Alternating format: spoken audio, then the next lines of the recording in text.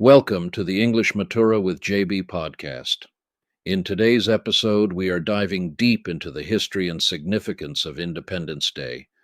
Joining us in the studio are two distinguished experts who will be leading today's discussion. We hope you find this conversation both insightful and engaging. And with that, I'll hand the floor over to our guests. Imagine you're living in a world where every piece of paper you touch, your morning newspaper, your school documents, even a deck of playing cards, comes with an extra cost that you didn't agree to pay. It's not just about the money, it's about the fact that the people making these rules live thousands of miles away, across a vast ocean, and they've never once asked for your opinion. That's the reality young people faced in the American colonies back in the mid-1700s, and it's the spark that eventually led to what we now call Independence Day. It's a classic case of a relationship hitting a breaking point. You have the British Empire, which had just finished fighting several very expensive wars, like the French and Indian War, and they were buried in debt. From their perspective, the colonies were a part of the family, so they should help pay the bills. But for the colonists, this felt like being grounded by a parent who doesn't even live in the same house. They started using a phrase that you might have heard in history class: no taxation without representation. It's such a punchy line, isn't it? It perfectly captures that feeling of unfairness. If you're going to take my money, I at least want a seat at the table where the decisions are made. But instead of a seat, the British government gave them the Townshend Acts in 1767, which placed taxes on everyday essentials like glass, lead, and the big one, tea. And that's where the drama really begins. It wasn't just people grumbling in coffee shops. It turned into active resistance. You saw boycotts, where people collectively refused to buy British goods to hit the empire where it hurt their wallets. But things also took a darker turn. In 1770, a protest in Boston escalated into what we now call the Boston Massacre, where 5 patriots were killed by British soldiers.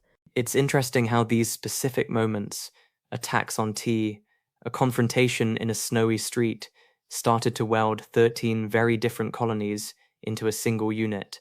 They went from being individuals living in British settlements to becoming patriots who were willing to risk everything for a new idea. Exactly. And as we head toward the 250th anniversary of these events in 2026, it's the perfect time for you to look back at how those tensions boiled over.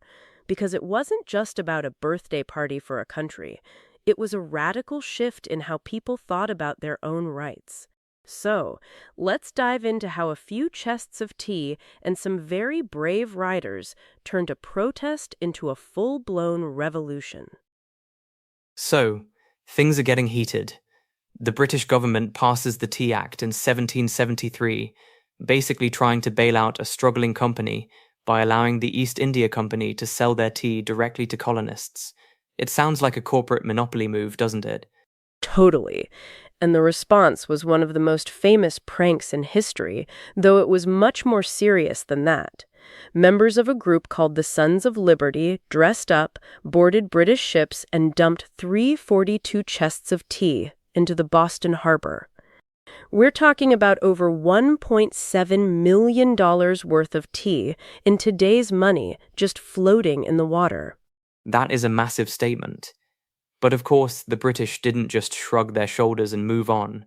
They responded with what the colonists called the Intolerable Acts in 1774. They shut down the harbour, limited town meetings, and even said British soldiers could be housed in private homes. Imagine coming home and finding a soldier from an army you're protesting against sitting in your living room. It's a total violation of privacy and property. This was the tipping point that forced the colonies to finally get organized. They formed the First Continental Congress in Philadelphia to coordinate their resistance. You had future legends like George Washington and Patrick Henry there, debating whether they could still make peace or if they needed to prepare for war. Patrick Henry is the one with the famous "Give me liberty or give me death" speech, right? That's a bold thing to say when the world's most powerful military is watching you. It really was.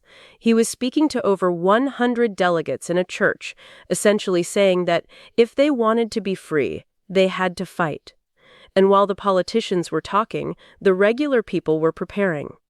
You've probably heard of Paul Revere. He was part of a secret intelligence network tracking British movements. The one if by land, two if by sea guy. I love that story because it shows how high the stakes were. He rode 12 miles through the night to warn the local militias, the Minutemen, that the British were coming to seize their weapons. And that led directly to the battles of Lexington and Concord on April 19th, 1775. There's a famous phrase for the first shot fired that day, the shot heard round the world. Nobody knows who actually pulled the trigger, but that moment changed everything. It wasn't just a protest anymore, it was a war. It's wild to think that all of this started because of a disagreement over taxes and tea, and suddenly you have local farmers standing up to professional soldiers. But as we move towards 1776, the question becomes, how do you explain to the rest of the world why you're doing this? How do you turn a rebellion into a legitimate country? We've reached 1776, and the colonies are in a strange position. They're fighting a war, but they haven't officially broken up with Great Britain yet. It's like they're in a messy separation, but haven't signed the divorce papers. That's a great way to put it. The divorce papers, in this case, was the Declaration of Independence. Thomas Jefferson was the lead writer, and he submitted the first draft to the Continental Congress in late June. It wasn't just a list of complaints. It was a philosophical argument for a new kind of government. Right, and there's that one paragraph that almost everyone knows, the one about inalienable rights. This idea that there are certain things everyone should have just by being human, and no government can take them away. Exactly. Life, liberty, and the pursuit of happiness. It's easy to forget how radical that was in 1776. Most of the world was ruled by kings who claimed they had a divine right to rule. Jefferson was saying, no, the power comes from the people. And the document itself is actually quite long. It has 27 specific grievances against King George III. It's like a breakup letter that lists every single thing the other person did wrong, from taxing them without consent to cutting off their trade. It was officially adopted on July 4th, 1776, which is why we celebrate that date as America's birthday. But here's something to consider. Signing that piece of paper was an act of treason. If they had lost the war, every single person who signed that document could have been executed. They ended the document by pledging their lives, their fortunes, and their sacred honor to each other. That really puts the independence in Independence Day. It wasn't just a celebration, it was a huge gamble. And even though they declared independence in 1776, the war actually kept going for years. Great Britain didn't officially recognize the United States as a separate country until 1783, when the Treaty of Paris was signed. It's fascinating how those words in the Declaration, those immortal truths, as President Calvin Coolidge called them during the 150th anniversary, Gerald Ford called it a fixed star of freedom. They created a national identity that wasn't based on where your ancestors came from, but on a shared set of ideas. But as we look at the history, those ideas were also a promissory note, as Martin Luther King Jr. famously said. The Declaration promised equality and liberty, but it would take a long time and a lot of struggle for those promises to apply to everyone. It's that tension between the dream and the reality that makes the upcoming 250th anniversary so significant. It's one thing to write that all men are created equal on a piece of parchment, but it's another thing entirely to make that true in real life. When you look back at the 250 years since 1776, you see that the Declaration of Independence has been used as both a shield and a sword by people fighting for their own rights. That's such an important distinction.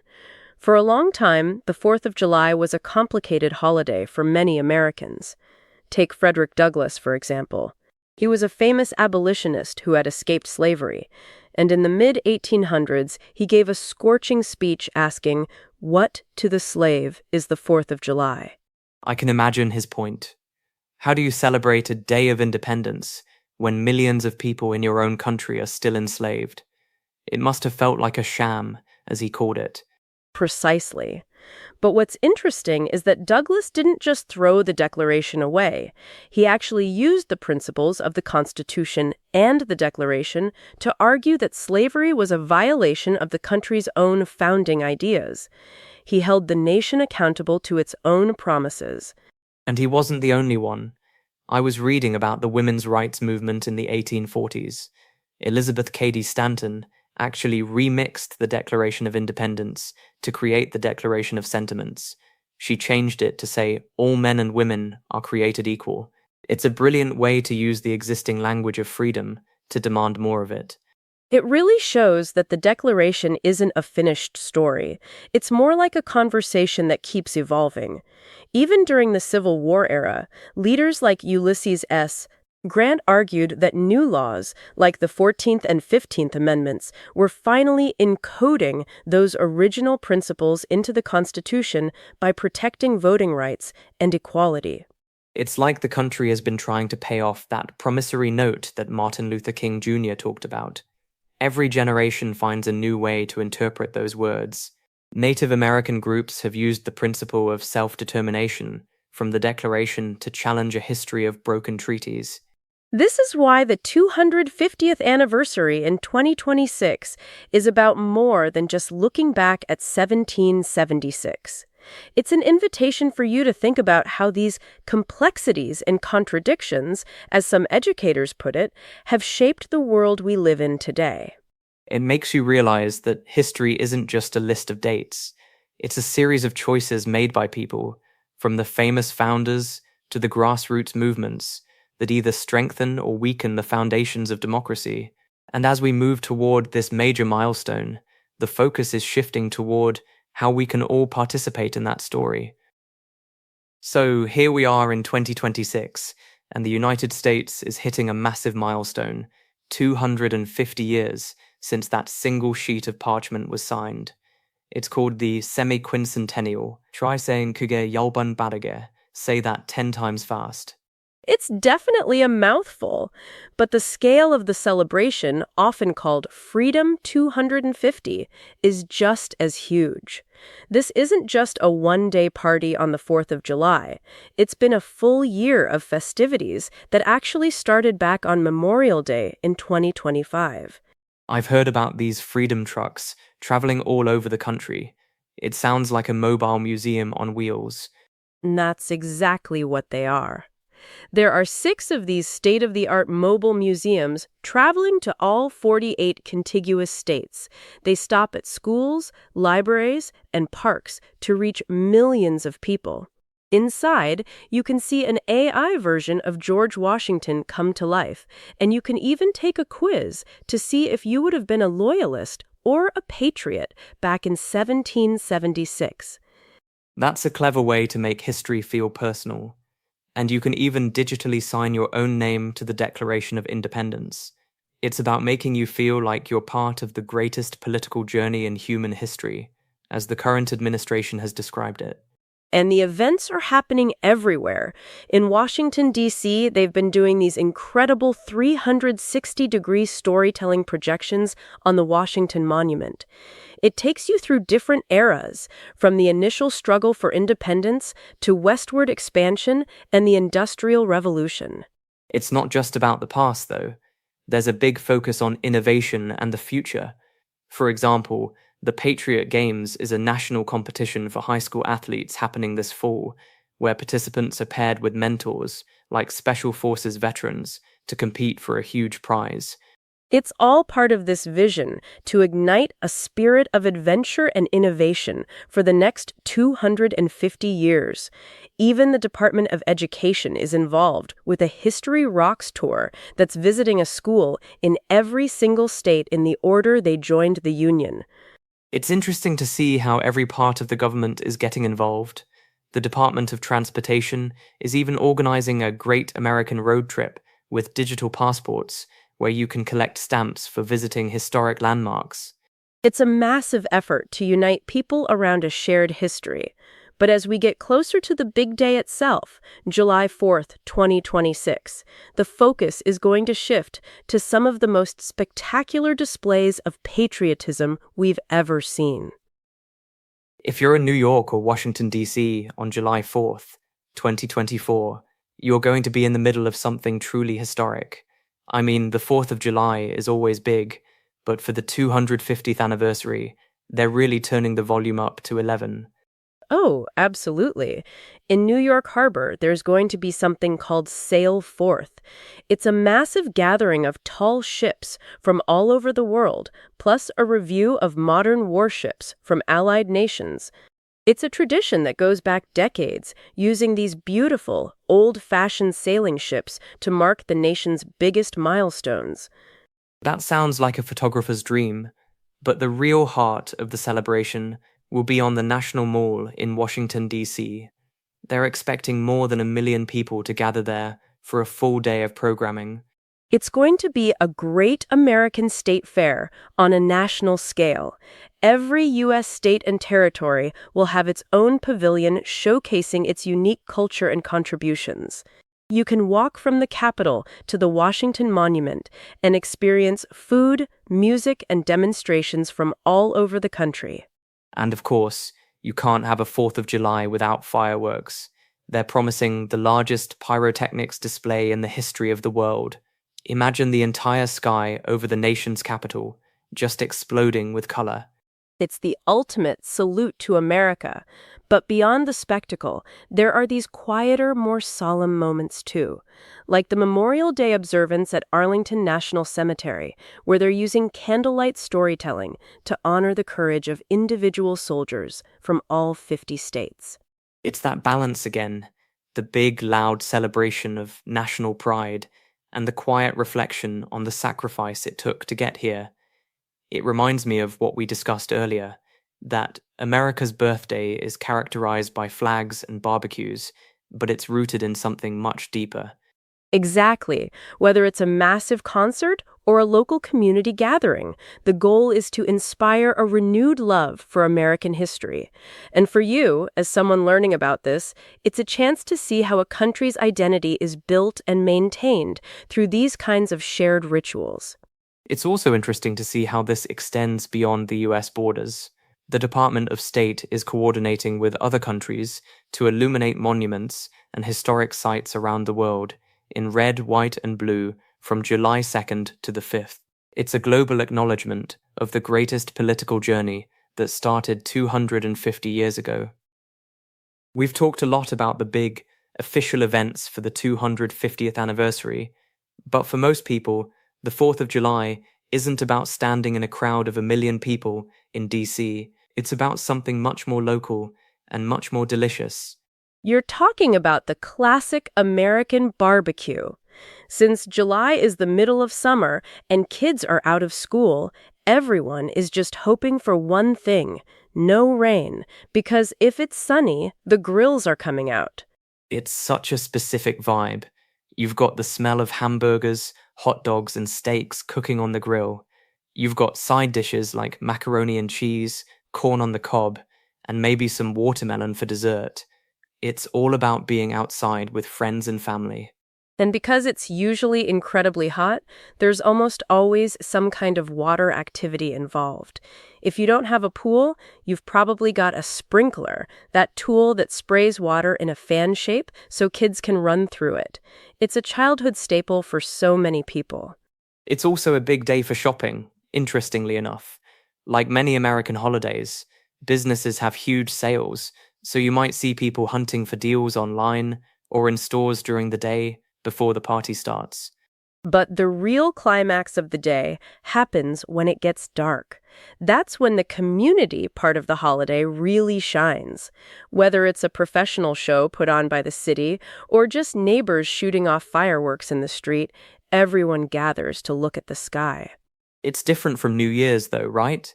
On New Year's Eve, the fireworks start at midnight. But on the 4th of July, they start as soon as it's dark, usually just for a few hours, so families with young kids can enjoy them too. It's a time for community and national pride, but on a very personal level. You're celebrating with the people you know and love, and for the 250th anniversary, even these small backyard gatherings are being encouraged to join in. The Department of War is even suggesting an America 250 family BBQ and cookout for Americans living overseas to invite their local communities to join the celebration. I love that idea of opening up the holiday.